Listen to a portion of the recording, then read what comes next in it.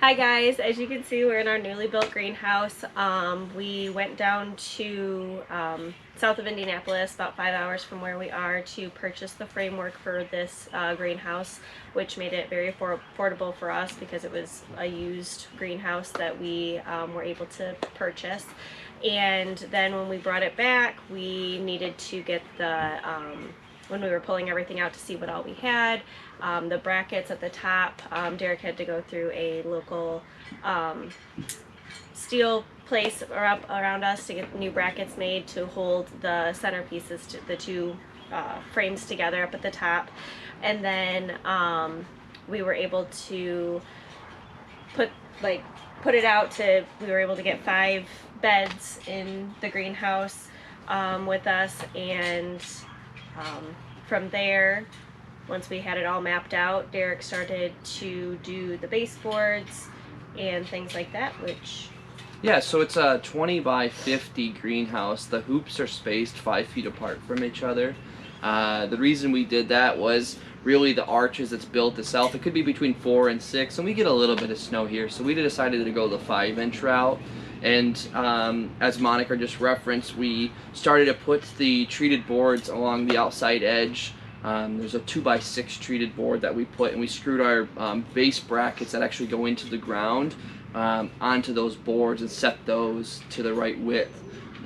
Once we got the width set, then we started putting the hoops together and lifting those up. So we started on the right side here, started putting the hoops together, and we would screw those in all the way along the outside edge. And then once we got those in place, we would measure between the brackets 5 foot, and then we set the left side. That way the structure itself was solid in the sense of where we could kind of get things level and equal. And then we started with the hip board. And the hip board is the board that you see going around the top up here. Derek was able to get that done while I was at work, and then we ended up putting up the wiggle wire channels that go across the side that helps hold the plastic down and helps us get it nice and tight, so that we don't have flapping plastic. And we also had to install that wiggle wire channeling on the 2 end caps, the front and the back, to help hold the plastic onto the front and from the top and down. And wiggle wire is just it's kind of a goofy shaped wire, and it's just a spring loaded wire that you put into a channel, and it actually holds the tension of the plastic. So wherever you're pulling from, so on the outside edges we started at the top and we got those tight, and then we pulled that plastic tight, and we used that wiggle wire around the edge, and we screwed compression straps to the outside edge. We started building the the end caps with just 2x4s. A lot of people do polycarbonate, and for us the cost was a big substantial thing for us, and we needed to be as cheap as possible to get this hoop house up and get growing in it. So we built it just out of 2x4s. We built 2 cheap doors out of those 2x6s and 2x4s. That way we had a door to go in and out from there. And then we started pulling the plastic. So we started on the end caps with the plastic, and we got both ends tight. And then we had the extravagance one early morning with me and Monica. We pulled the plastic.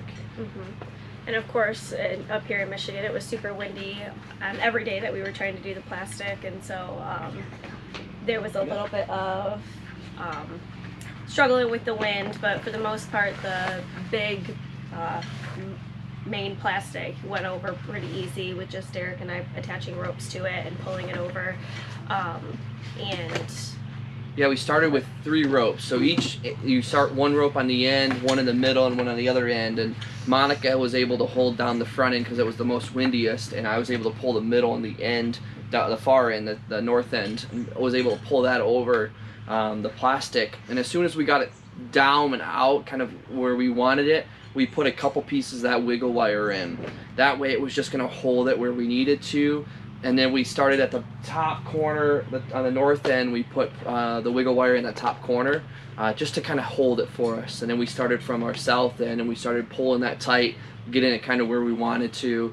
What's kind of cool about the plastic is it does have lines in it from the fold, so you're able to use that as your kind of your guide point and get it kind of level from what you can see. And so we got the end really tight, was able to pull that, and then we started the outside edge. well, we started in the middle of Yep. on the outside with the wiggle wire and brought that in, and then we started from the middle, put one side in, went over to the other side, and then kept going back and forth. And once we got to an end, got it nice and tight, and then went back the other way. Yeah, and you'll notice that the bottom 3 foot or so, 36 inches where that hip board is actually not secure. So that way when we get a nice warm day, it's actually unbelievable in here. It's 50 degrees outside, but it's really 80 in this hoop house. It's amazing how much warmer these things can get. And if it's a sunny day and it's 55, 60 degrees, this thing can get over 100 degrees. So we need a way to ventilate the sides. So that bottom 36 inches, we can actually roll the sides up, and that way the air can blow right through. That's kind of why we position it the way we did. The wind comes from our south and kind of comes through, and if it blows through here, it'll get a nice breeze going in this bottom half. Once we got the hoop house up, the next steps was like, what do we do? So we actually had a really busy week. Monica had spring break this week, and we were able to get our worker bees busy, and they started going to town. We started to put some stuff in the ground. So for our CSAs, we already have some lettuces in the ground that are already sprouted, and then some beets and radishes and other things will start popping up here this week, hopefully, with like carrots and those things. But all in all, a really productive week for us. So you can see here we have these pole beds done, and we're kind of getting that greenhouse taken out because it's kind of full against this greenhouse, and we No, good job. Yeah, you're explaining it perfectly. The reason we built this greenhouse is because we have a little seed room over there. And it's a little small, right? yeah So now how do we get the crops in the dirt and get them to start growing for us? we have 3 different beds planted, and we have 2 more to go. and we also have potatoes, and we have carrots. The Easter Bunny actually came in. And they got your carrots? Yeah. It was funny.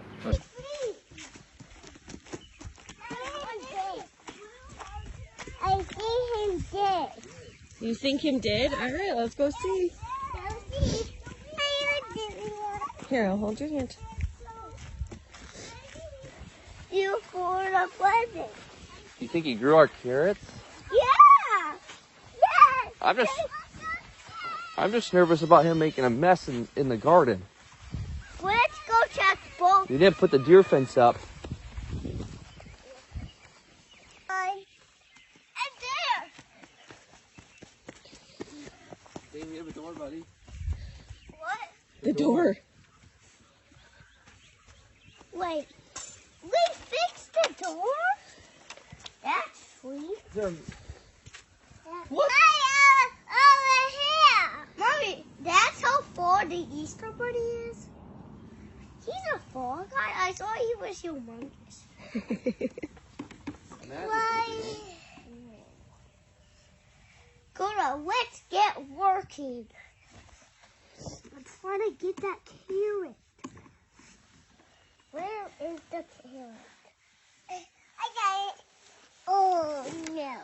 You see the kids helping, so we better get back to work and helping. But you can see that we've had a lot of fun. So thanks for being a part of our journey, and we're all excited to release the next video. So thanks. See you later. Bye bye.